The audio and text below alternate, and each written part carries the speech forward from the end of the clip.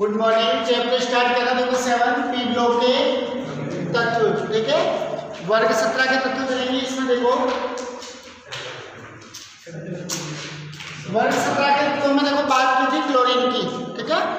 Chlorine बनाने की विधियां, ठीक है। क्लोरीन के भौतिक गुण और रासायनिक गुण, क्लोरीन के उपयोग, ठीक है। और महत्वपूर्ण उपयोग था देखो क्लोरीन 3 प्रकार की गैसों का निर्माण कर रही थी। एक बार देखिए तो देखो कौन सी थी, फॉस्फीन,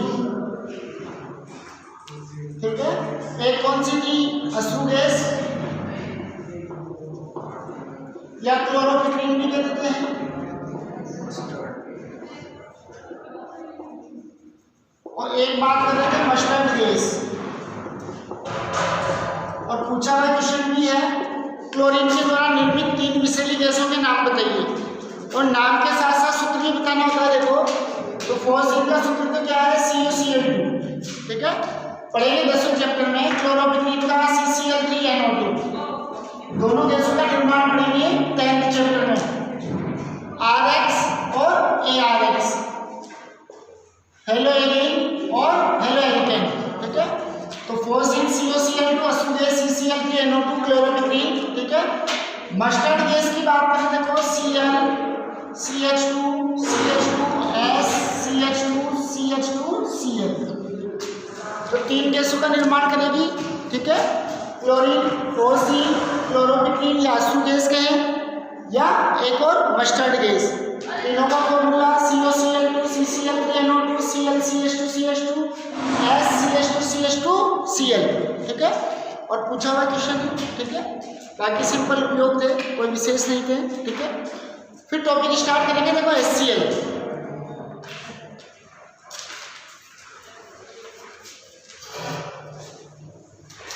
HCl की बात करें देखो, यदि HCl गैस अवस्था में है, ठीक है, तो हाइड्रोजन क्लोराइड गैस है, ठीक है। और यदि एक्वस है, एक्वस या लिक्विड की बात करें तो हाइड्रोक्लोरिक अम्ल है। तो दोनों में अंतर क्या है, गैस के रूप में है तो हाइड्रोजन क्लोराइड, ठीक है, वही दमघोटू गैस क्लोरीन के कारण तीक्ष्ण गंध।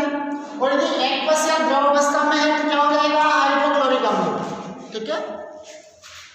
तो बात करें देखो HCl की, HCl के लिए दिया हुआ है देखो HCl एक महत्वपूर्ण औद्योगिक रसायन है। यह अम्ल ग्लेबर द्वारा, ठीक है, इसके द्वारा निर्मित है, ग्लेबर, ठीक है। तो यह अम्ल ग्लेबर द्वारा 1648 में NaCl की अभिक्रिया, ठीक है, NaCl की क्रिया किससे करवा रहे हैं, सांद्र H2SO4 से। NaCl की क्रिया किससे करवा देंगे, H2SO4 से, ठीक है। तो देखो NaCl किस में टूटेगा, Na+Cl-, H2SO4 किस में टूट जाएगा, H+ और HSO4-। तो H+Cl- किसका निर्माण करेंगे, HCl का। और Na+HSO4- क्या बना देगा, सोडियम हाइड्रोजन सल्फेट, NaHSO4, ठीक है। तो दिया हुआ है देखो यह अम्ल ग्लेबर द्वारा 1648 में NaCl की क्रिया सांद्र H2SO4 के साथ करवाकर प्राप्त किया था, ठीक है, डेवी ने। भाई क्लोरीन की खोज किसने की थी, सेले ने, लेकिन नामकरण किसने किया था, डेवी ने। तो यहाँ पर भी खोज करता था कौन है, ग्लेबर। किसके द्वारा बनाया, NaCl प्लस सांद्र H2SO4, लेकिन नामकरण किसने किया, वो डेवी ने, ठीक है। तो दिया हुआ देखो 1810 में डेवी ने यह पाया कि यह H तथा Cl का यौगिक है, हाइड्रोजन और क्लोरीन का यौगिक है। HCl किसका यौगिक है, हाइड्रोजन और क्लोरीन का यौगिक है। फिर बात करते हैं देखो विरचन की। तो प्रयोगशाला में NaCl को एक विधि ने यही बात कर दी जो ग्लेबर के द्वारा निर्मित था कि NaCl की क्रिया सांद्र H2SO4 के साथ करेंगे। तो HCl plus sodium hydrogen sulphate, NaHSO4, ठीक है। फिर NaHSO4 NaCl से क्रिया करें, सोडियम हाइड्रोजन सल्फेट किससे क्रिया करें, NaCl। तो यहाँ पर भी किसका निर्माण हो सकता है, HCl का। किसका निर्माण हो जाएगा, HCl का। साथ में किसका निर्माण होगा, लवण का, Na2SO4, Na2SO4, सोडियम सल्फेट का, ठीक है। तो दो विधि की बात कर ली, तो NaCl की क्रिया किसके साथ करवा दे, SN4 प्रयोगशाला विधि, HCl का निर्माण होगा, ग्लेबर के द्वारा निर्मित था। ठीक है, नामकरण किसने दिया, डेविड ने क्या बताया कि HCl क्या है, हाइड्रोजन और क्लोरीन का यौगिक है। ठीक है, फिर बात करें सोडियम हाइड्रोजन सल्फेट प्राप्त हो रहा है, इसकी क्रिया यदि वापस NaCl से करवा दे तब भी किसका निर्माण हो सकता है, HCl का, साथ में क्या प्राप्त हो जाएगा, लवण सोडियम सल्फेट। ठीक है, तो दोनों विधियां दी हुई है। HCl को सांद्र H2SO4 में प्रवाहित करके शुष्क किया जा सकता है। शुष्क कर लेंगे भाई, नम है तब तक तो एक्वस है, यानी किसके रूप में है, एसिड के रूप में। ठीक है, लेकिन जैसे ही शुष्क कर लेंगे ड्राई, शुष्क कर लेंगे किसके रूप में आ गया, गैस के रूप में। ठीक है, भाई H2SO4 है, H2SO4 का महत्वपूर्ण उपयोग क्या था कि H2SO4 क्या है, प्रबल निर्जलीकारक है, किसी भी यौगिक में से जल के अणु को क्या कर देता है, बाहर कर देता है। तो जब एसिड की क्रिया एक्वस में है HCl, ठीक है, इसकी क्रिया सांद्र H2SO4 से कराएं तो जो भी इसमें नमीरिय उपस्थित है उनको क्या कर देगा, बाहर कर देगा। ठीक है, तो एक्वस से किसमें चेंज कर देगा, गैस में। एसिड का हाइड्रोजन क्लोराइड किसमें चेंज हो जाएगी, hydrogen chloride, sorry hydrochloric acid था किसमें चेंज हो जाएगा, हाइड्रोजन क्लोराइड में, गैस के रूप में। ठीक है, तो दिया हुआ देखो HCl को सांद्र H2SO4 में प्रवाहित करके क्या किया जा सकता है, शुष्क किया जा सकता है। ठीक है, फिर गुण दिए हुए देखो, यह एक रंगहीन तीक्ष्ण गंध युक्त गैस है। यदि गैस की बात करते हैं हाइड्रोजन क्लोराइड की, तो रंगहीन तीक्ष्ण गंध युक्त गैस है। ठीक है, तीखी गंध है, जो जल में अति घुलनशील है। ठीक है, घुलनशीलता अत्यधिक है, और जल में घुलकर क्या बनाती है, HCl, जल में घुलेगी। ठीक है, HCl कैसी है, गैस के रूप में। यदि ये जल में घुलेगी तो किसका निर्माण कर देगी, HCl, एक्वस का, यानी हाइड्रोक्लोरिक अम्ल का निर्माण कर देगी। और इसे आसानी से रंगहीन द्रव में रूपांतरित किया जा सकता है। रंगहीन द्रव यानी हाइड्रोक्लोरिक अम्ल, गैस के रूप में थी तब तक तो हाइड्रोजन क्लोराइड। ठीक है, जल में अत्यधिक घुलनशील है, जल में घुलेगी, किसका निर्माण कर देगी, HCl का। रंगहीन होता है, लेकिन देखो लैब में इनमें बार बार काम में लेते हैं तो हल्का पीलापन आ जाता है, तो क्योंकि वायु किसी के साथ क्रिया करेगा, ऑक्सीकृत हो जाता है। ठीक है, तो हल्का पीलापन आ जाता है, बाकी कैसा है, रंगहीन द्रव। ठीक है, और अत्यधिक वाष्पशील होता है, चाहे H2SO4 की बात करें, HNO3 की बात करें या HCl की बात करें, तीनों ही अम्लीय प्रकृति अत्यधिक है। लेकिन सल्फ्यूरिक अम्ल और नाइट्रिक अम्ल की तुलना में सर्वाधिक वाष्पशील कौन है, HCl। ठीक है, जैसे ही कैप हटाते हैं बोतल की, HCl वाष्प के रूप में बाहर निकलता है, साफ दिखता है कि धुआं बाहर निकल रहा है, यानी HCl किसके रूप में बाहर निकल रहा है, गैस के रूप में, वाष्प के रूप में। ठीक है, फिर दिया हुआ देखो ये जल में आयनित होकर प्रबल अम्लीय व्यवहार प्रदर्शित करता है। ठीक है, HCl जल में घुलेगा तो H2 क्या ले लेगा, H+। बात की थी अभी रिएक्शन की बात करें तो HCl + H2O, HCl है क्या देगा, H+ देगा द्रव के रूप में, तो ये कौन ले लेगा, H2O, तो किसमें चेंज हो गया, H3O+, हाइड्रोनियम आयन में। साथ में कौन से आयन मुक्त हो जाएंगे, क्लोराइड आयन, Cl-, तो H+ इसने ले लिया तो किसमें चेंज हो गया, H3O+ में। अब H+ या H3O+ दोनों किसको निरूपित करते हैं, अम्लीय प्रकृति को। ठीक है, हाइड्रोजन आयन या हाइड्रोनियम आयन, H3O+ दोनों कौन सी प्रकृति दर्शाते हैं, अम्लीय प्रकृति। तो HCl H2O में घुलकर H3O+ एक्वस और किसका निर्माण करेगी, Cl-। ठीक है, क्लोराइड आयन का।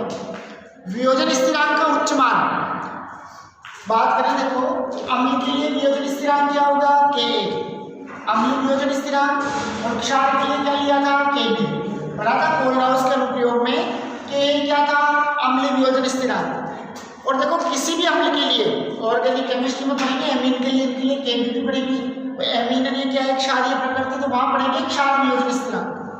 तो अम्ल के लिए Ka, क्षार के लिए Kb। अब किसी भी अम्ल के लिए Ka का मान जितना अधिक होगा उसकी अम्लीय प्रवृत्ति उतनी ही क्या होती जाएगी, बढ़ती जाएगी। किसी भी अम्ल के लिए Ka अम्ल वियोजन स्थिरांक का मान उच्च है तो उसकी अम्लीय प्रकृति भी क्या होगी, हमेशा उच्च होगी। किसी क्षार के लिए Kb का मान उच्च है, यानी उसकी क्षारीय प्रकृति भी क्या है, उच्च। जब Ka और Kb का मान घटेगा तो अम्लीय क्षारीय प्रकृति भी क्या होती जाएगी, घटती जाएगी।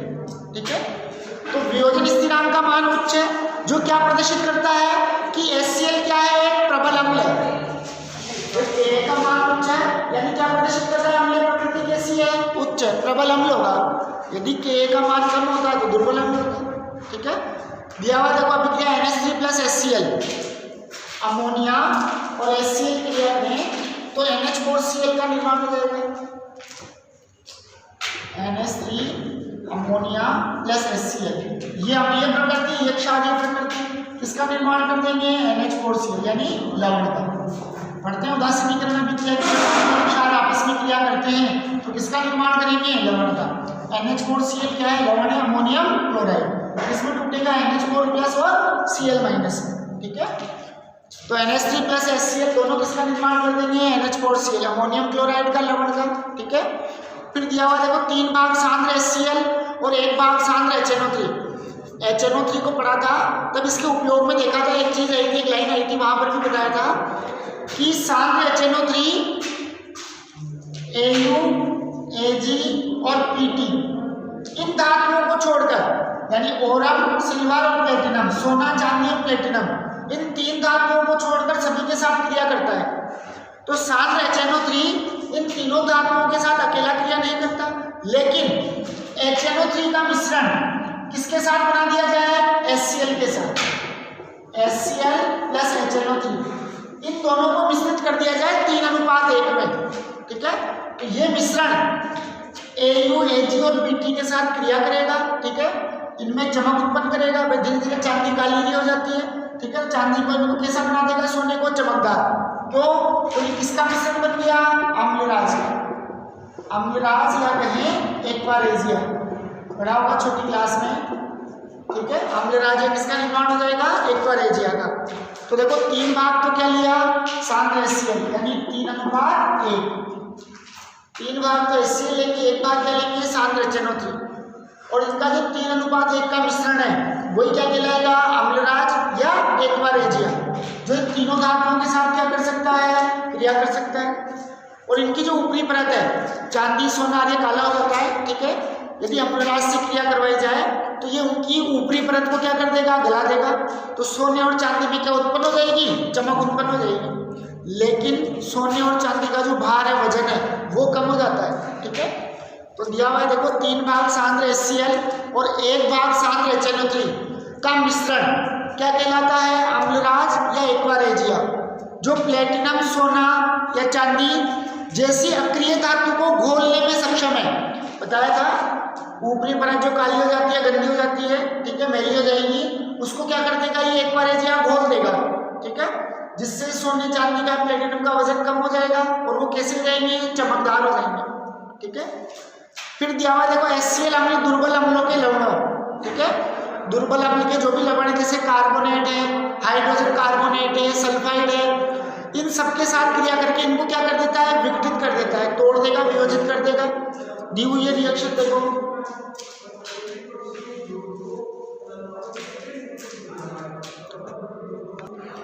ठीक है, रिएक्शन दी हुई है देखो, एक तो Na2CO3 कार्बोनेट, एक दिया हुआ है NaSCO3 हाइड्रोजन कार्बोनेट, और एक दिया हुआ है Na2SO3। किसके साथ क्रिया करवाया गया है, HCl के साथ।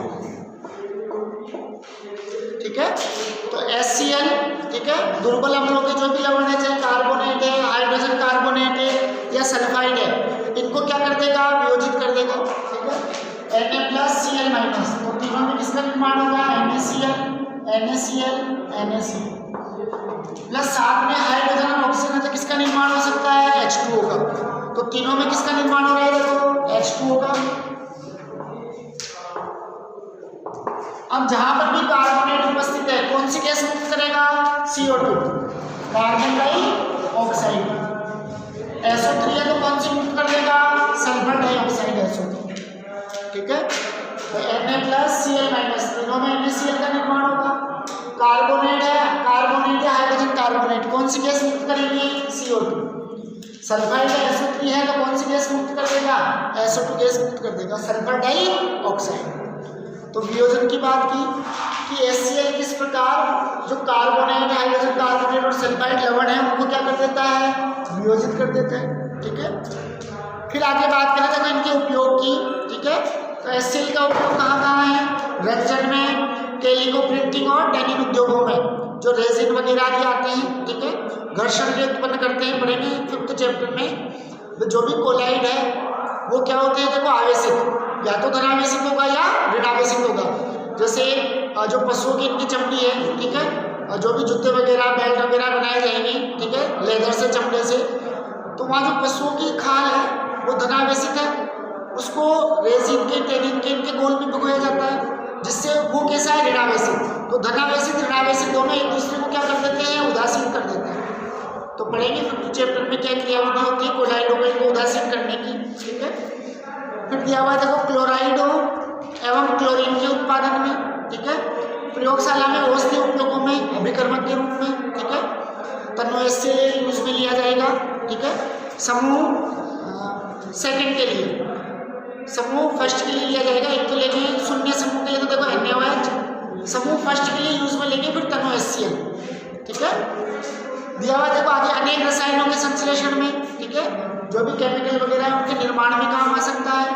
अम्लराज बनाने में इंपॉर्टेंट था एक्वारेजिया, सांद्र HCl और सांद्र HNO3 3:1 में, ठीक है, अम्लराज या एक्वारेजिया। और क्वेश्चन भी पूछा होगा 1 नंबर का, ठीक है, अम्लराज क्या है या एक्वारेजिया क्या है। टॉपिक देखते हैं देखो वर्ग 18 के तत्व, वर्ग 18 के तत्व,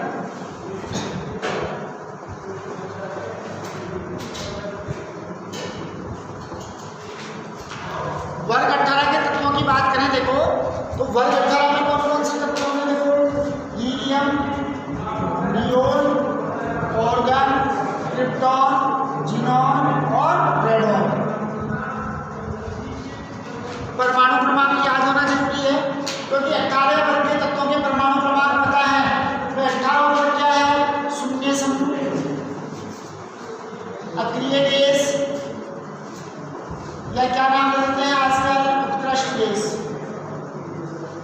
तीनों में से कुछ भी कहें, शून्य समूह, अक्रिय गैस या आजकल नया नाम दे दिया उत्कृष्ट गैस, ठीक है। तो देखो इनका परमाणु क्रमांक पता होगा तभी और तत्वों का इलेक्ट्रॉनिक विन्यास लिख सकते हैं, चाहे वो D ब्लॉक के हों, F ब्लॉक के हों या P ब्लॉक के अन्य तत्वों, वर्ग 15, 16 और 17 वाले, ठीक है।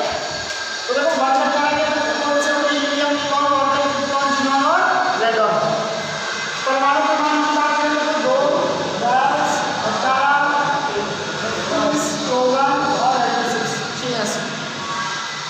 इलेक्ट्रॉनिक विन्यास देंगे, ठीक है। बात करें देखो 18 वर्ग के तत्वों को शून्य समूह क्यों कहा? इनका इलेक्ट्रॉनिक विन्यास क्या होता है? सामान्य इलेक्ट्रॉनिक विन्यास। तो देखो सामान्य इलेक्ट्रॉनिक विन्यास तो क्या है? NH2NP6। सामान्य इलेक्ट्रॉनिक विन्यास तो क्या होगा? NH2NP6। यानी इनके बाह्यतम कोश में कितने इलेक्ट्रॉन है? 8 इलेक्ट्रॉन है, जिसके कारण ये कैसे हैं? स्थायी है।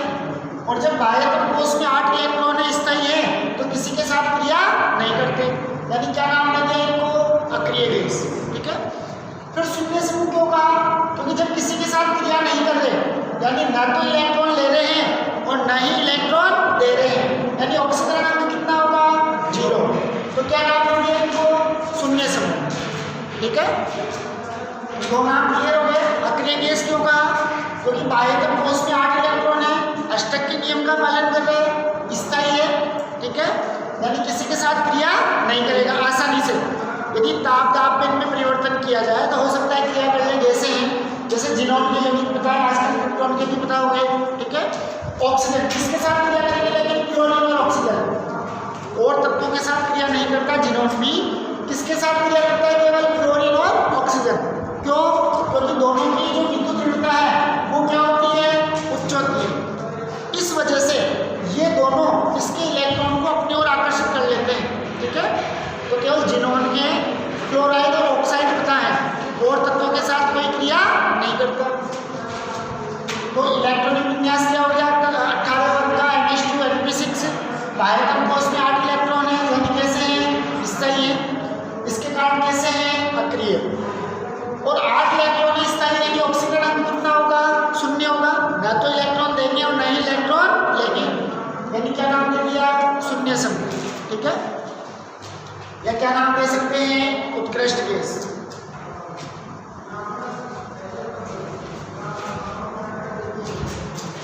बात करें, देखो ये गैसें सामान्य ताप पर कोई अभिक्रिया प्रदर्शित नहीं करती, बात कर ली अभी, अतः इन्हें अक्रिय या उत्कृष्ट गैस कह सकते हैं। जबकि जिनोन और क्रिप्टॉन के अनेक यौगिक प्राप्त किए जा चुके हैं, और जिनोन और क्रिप्टॉन की यौगिक किसके साथ ज्ञात किया भाई, फ्लोरीन और ऑक्सीजन। कारण बता दिया, क्योंकि दोनों की विद्युत दृढ़ता क्या है, उच्च है, ठीक है। तो अनेक यौगिक प्राप्त किए हैं जिससे ये ज्ञात होता है कि ये अक्रिय नहीं है। भाई किसी के साथ क्रिया नहीं करी तो अक्रिय कहते हैं, लेकिन किसके साथ क्रिया कर रही है, फ्लोरीन ऑक्सीजन, इसलिए अक्रिय भी नहीं मान सकती। इसलिए कौन सा वर्ड यूज में लेते हैं आजकल, उत्कृष्ट गैस, यानी जिनका अष्टक कैसा हो, पूर्ण हो, ठीक है। फिर दिया हुआ देखो, अतः अक्रिय के स्थान पर इन्हें उत्कृष्ट धातु ठीक है या उत्कृष्ट गैसे माना जाता है या कहा जाता है। फिर दिया हुआ देखो उपलब्धता, पढ़ सकते हैं भाई, ठीक है। तो भाई जो भी उपलब्धता है एक बार देख लेंगे, कोई विशेष नहीं है, ठीक है। फिर दिया हुआ देखो इलेक्ट्रॉनिक विन्यास, तो देखो अपवाद कौन है, हीलियम, परमाणु क्रमांक कितना है, 2, यानी क्या होगा, केवल 1s2, यानी इसका तो होगा NH2, बाकी का क्या हो जाएगा, NH2NP6, ठीक है। हीलियम का अंतिम इलेक्ट्रॉन किसमें जा रहा है, S में, ठीक है। लेकिन पहले कोष में कितने इलेक्ट्रॉन आ सकते हैं, केवल 2, यानी इसका डुप्लेट कंप्लीट है, इसलिए इसको कहा रख दिया अक्रिय गैसों के साथ 18वें वर्ग में। बाकी अंतिम इलेक्ट्रॉन S में जा रहा है तो कहाँ रखना था, S ब्लॉक में, ठीक है।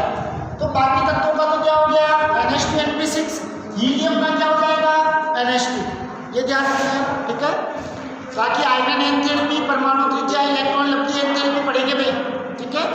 आयरन एंथैल्पी क्या होगी, इनकी अत्यधिक होगी, क्यों, क्योंकि इनका बाह्यतम कोष कैसा है, पूर्ण है, ठीक है, अष्टक के नियम का पालन कर रहे हैं, यानी आसानी से इलेक्ट्रॉन नहीं निकालेंगे। इलेक्ट्रॉन निकालने के लिए ऊर्जा क्या करनी पड़ेगी, अधिक देनी पड़ेगी। आकार की इनकी बात करें तो परमाणु क्रमांक में वृद्धि के साथ साथ वर्ग में नीचे जाने पर परमाणु त्रिज्या के मान में भी क्या होती है, वृद्धि होती है। पढ़ चुके पहले कि वर्ग में ऊपर से नीचे चलेंगे तो कोषों की संख्या बढ़ेगी, जिसके कारण परमाणु त्रिज्या या परमाणु आकार में भी क्या होगी, वृद्धि होगी। भौतिक गुण ये देखो, सभी उत्कृष्ट जैसे रंगहीन, गंधहीन और स्वादहीन है, ना तो कोई रंग है, ना गंध है, ना कोई स्वाद है, ठीक है। ये सभी एकल परमाणु है। तो देखो धातु है, तो धातु तो कैसे होती है, परमाणु के रूप में, और जो अधातु है वो किसके रूप में रहती है, हमेशा अणु के रूप में। लेकिन अपवाद है 18वां वर्ग, अधातु होते हुए भी इसके रूप में है, परमाणु के रूप में। क्यों, क्योंकि ये परमाणु अन्य परमाणु के साथ बंध नहीं बना रहे, क्यों, क्योंकि इनका अष्टक कैसा है, पूर्ण है, इसलिए ये अधातु होते हुए भी अणु के रूप में नहीं होकर किसके रूप में उपस्थित है, परमाणु के रूप में। क्यों, क्योंकि इनका अष्टक पूर्ण है। एमओटी के अनुसार देखा था, एमओटी निकाला था हीलियम के लिए, 11th में पढ़ा था मॉलिक्यूलर ऑर्बिटल थ्योरी, आणविक कक्षक सिद्धांत, तो वहाँ हीलियम के लिए बॉन्ड ऑर्डर पीओ का मान आएगा, कितना आएगा, 0, यानी हीलियम अणु का निर्माण नहीं हो सकता, क्योंकि अष्टक पूर्ण है, अक्रिय है, किसी बंध का निर्माण नहीं करेगी, ठीक है। ये सभी जल में कैसे हैं, अल्प विलय, विलयशीलता कम है। छोटे आकार के कारण हीलियम में कांच, रबर, प्लास्टिक से विस्तृत हो जाने की असामान्य क्षमता होती है। गुब्बारे वगैरह में देखते हैं हीलियम गैस भरते हैं, ठीक है, हीलियम गैस है तब तक तो गुब्बारा ऊपर उठता है, रात को छोड़ते हैं सुबह तक नीचे आ जाता है, क्यों, क्योंकि हीलियम गैस क्या हो जाती है, बाहर निकल जाती है। तो हीलियम में कांच, रबर या प्लास्टिक में से क्या हो सकती है, विस्तृत हो सकती है, बाहर निकल सकती है। इनके परमाणुओं में परस्पर कोई अन्योन्य क्रिया नहीं होने से, ठीक है, यानी हीलियम हीलियम का परमाणु, जिनोन जिनोन का परमाणु, ये आपस में क्रिया नहीं करेंगे, ठीक है। तो इनके गलनांक का मान भी क्या होगा, बहुत कम होगा। और जब परमाणु परमाणु के बीच में बंध का निर्माण नहीं हो रहा तो इनका गलनांक कैसे हो जाएगा, कम हो जाएगा। रासायनिक गुण दिए हुए हैं, सामान्य उत्कृष्ट गैसें, जो भी गैसें हैं सामान्यतः क्या होती है, बहुत कम क्रियाशील है। केवल किसके यौगिक प्राप्त है, जिनोन और क्रिप्टॉन के। पहले जिनोन के प्राप्त थे, आजकल क्रिप्टॉन के भी प्राप्त हो गए। किसके साथ, केवल फ्लोरीन और ऑक्सीजन के साथ, और के साथ यार नहीं है। तो उत्कृष्ट गैसों के संयोजकता कोष में पूर्ण पूरित इलेक्ट्रॉनिक विन्यास, यानी NH2NP6, 8 इलेक्ट्रॉन है, पी उपकोष, एस उपकोष पूर्ण पूरित है, जिसके कारण कैसे हो गई है, स्थायी हो गई। ठीक है। इनकी आयरन एंथैल्पी बहुत उच्च होती है क्योंकि अष्टक पूर्ण है, आसानी से इलेक्ट्रॉन नहीं त्यागेंगे और इलेक्ट्रॉन त्यागने के लिए क्या करनी पड़ेगी, ऊर्जा अधिक देनी पड़ेगी, ठीक है। इनकी खोज के बाद से इनके यौगिक प्राप्त करने के सतत प्रयास किए गए, ठीक है। यानी जब से इनकी खोज हुई है तब से इनके यौगिकों को देख रहे हैं, लेकिन अभी तक किसके यौगिक मिले, केवल जिनोन और क्रिप्टॉन के, ठीक है। रेडोन के यौगिक का पृथक्करण नहीं हो पाता, क्यों? क्योंकि रेडोन का जो यौगिक है उनका अध्ययन करना कठिन है, क्योंकि रेडोन क्या हो गया, रेडियोधर्मी, पता था रेडियोधर्मी, रेडियो सक्रिय कि आकार बहुत बड़ा होगा, भाई सबसे बड़ा आकार किसका है, रेडोन का, तो आकार बढ़ गया, नाभिक का आकार भी बढ़ जाएगा, नाभिक का आकार अधिक है तो नाभिक कैसा होगा, अस्थायी होगा, नाभिक अस्थायी है तो यौगिक भी कैसा होगा, अस्थायी होगा, आसानी से टूट जाएगा। तो इन प्रकार की किरणें देता है अल्फा, बीटा और गामा किरणें। तो रेडोन के जो यौगिक हैं उनका अध्ययन करना कठिन है क्योंकि वो क्या हो जाता है, विकृत हो जाता है, अस्थायी है, रेडियोधर्मी, ठीक है। ऑर्गन तथा नियोन हीलियम के भी कोई भी वास्तविक यौगिक ज्ञात नहीं है, केवल किसके भाई, दो के, जिनोन और क्रिप्टॉन। और इस साल जिनोन के जो यौगिक थे वो भी हटा दिए सिलेबस से, ठीक है भाई। एक ही टॉपिक बचता है जिनोन और जिनोन के यौगिक, चाहे फ्लोराइड की बात करें या ऑक्साइड की बात करें, तो वो सिलेबस से हटा दिए, ठीक है। तो ये था देखो वर्ग 18, ठीक है, कंप्लीट हो गया।